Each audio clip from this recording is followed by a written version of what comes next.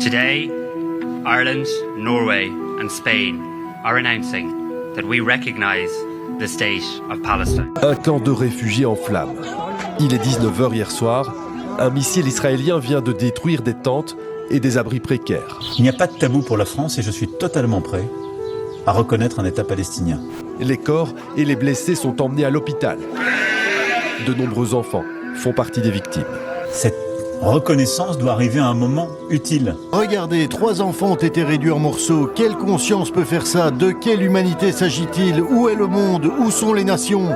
C'est-à-dire à un moment où elle s'inscrit dans un processus où les États de la région et Israël se sont engagés et qui permet, sur la base aussi d'une réforme de l'autorité palestinienne, de produire un résultat utile. Slovenija je storila in sprejela zgodovinsko odločitev o priznanju države Palestina. Je ne ferai pas une reconnaissance d'émotion, si je puis dire.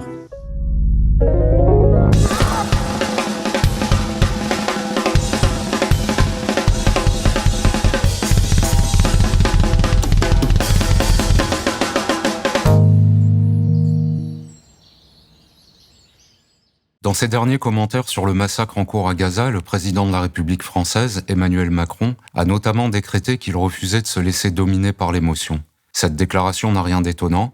Elle vient confirmer que dans sa gestion des affaires internationales, le chef de l'État, qui semble considérer que cette indifférence le grandit, fait preuve de la même insensibilité que dans sa conduite des affaires intérieures. Au jour de l'enregistrement de cette chronique, la riposte d'Israël après l'attaque perpétrée par le Hamas le 7 octobre 2023 a déjà fait plus de 36 000 morts parmi les habitants de la bande de Gaza, un bilan qui ne tient pas compte des milliers de victimes dont les dépouilles sont encore ensevelies sous les décombres des immeubles rasés par l'armée israélienne.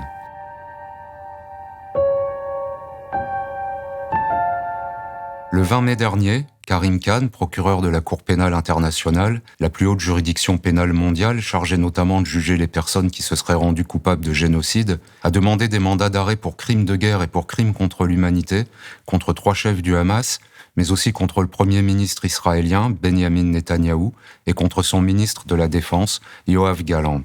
Dans sa déclaration, le procureur retient, parmi les crimes qu'il impute aux Israéliens, l'extermination et ou le meurtre, y compris en lien avec le fait d'affamer des civils ayant entraîné la mort. Quelques heures plus tard, le 24 mai, la Cour internationale de justice, l'organe judiciaire principal de l'Organisation des Nations Unies, qui avait déjà reconnu au mois de janvier dernier un risque de génocide à Gaza, a quant à elle ordonné à Israël d'arrêter immédiatement son offensive militaire à Rafah et plus précisément de mettre fin à toute action qui serait, je cite, susceptible de soumettre le groupe des Palestiniens de Gaza à des conditions d'existence capables d'entraîner sa destruction physique totale ou partielle, c'est-à-dire, une fois de plus, son extermination. Le gouvernement israélien n'a tenu aucun compte de cette ordonnance et a poursuivi son offensive contre Rafah, où ses bombardements aériens et ses tirs d'artillerie ont encore tué 20 personnes dans la seule nuit du dimanche 2 au lundi 3 juin dernier.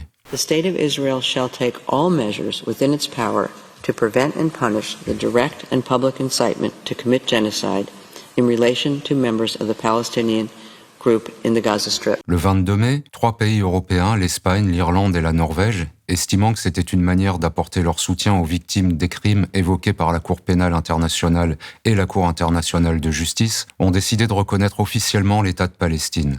Cette décision a provoqué la fureur des Israéliens.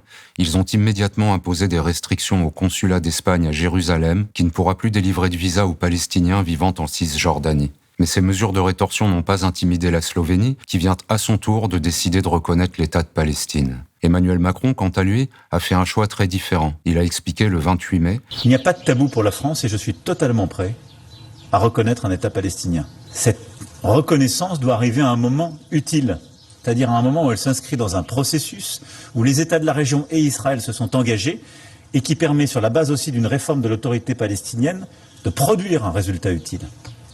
Je ne ferai pas une reconnaissance d'émotion, si je puis dire. » Les plus hautes juridictions internationales évoquent donc le risque d'une extermination des Palestiniens de Gaza, mais le chef de l'État français considère que cela ne justifie pas qu'on reconnaisse l'État de Palestine, comme l'ont fait plusieurs autres pays européens, dont il suggère à mots à peine couverts que leurs gouvernements ont trop vite cédé à une sensibilité un peu trop exacerbée. La pleurniche encore, c'est fini, oui. Cette réaction d'Emmanuel Macron est édifiante, mais il serait injuste de l'accuser de se montrer trop indifférent au sort des Palestiniens. Car en effet, il fait preuve de la même froideur dans sa gestion des affaires intérieures, où il n'hésite jamais à s'attaquer aux catégories les plus fragiles de la population française. Salaud pauvre. Les chômeurs, dont les droits ont déjà été très considérablement réduits depuis son élection à la présidence de la République en 2017, comptent parmi ses cibles favorites. La nouvelle réforme du chômage, qui entrera en vigueur le 1er juillet prochain, et dont le Premier ministre Gabriel Attal a confirmé les grandes lignes la semaine dernière, prévoit notamment un nouvel allongement du nombre de mois durant lesquels il faudra avoir travaillé pour pouvoir prétendre à une indemnisation en cas de licenciement, alors que la durée de cette indemnisation sera, elle, raccourcie. Comme l'a fort pudiquement relevé le journal Le Monde, dans l'une de ses inimitables formules, cela risque de laisser, je cite, un goût amer à nombre de chômeurs. Mais la Macronie, qui doit impérativement trouver plusieurs dizaines de milliards d'euros d'économies, ne s'en prend pas seulement aux chômeurs. Elle envisage aussi, comme l'avait révélé le journal La Tribune au mois d'avril dernier, de s'attaquer aux salariés malades en augmentant d'1 à 4 jours le délai dit de carence, durant lequel les salariés souffrant qui se voient prescrire un arrêt maladie ne sont pas indemnisés par la sécurité sociale. Et la semaine dernière, Emmanuel Macron a reçu dans cette noble croisade contre les travailleurs qui ont l'effronterie de tomber malades,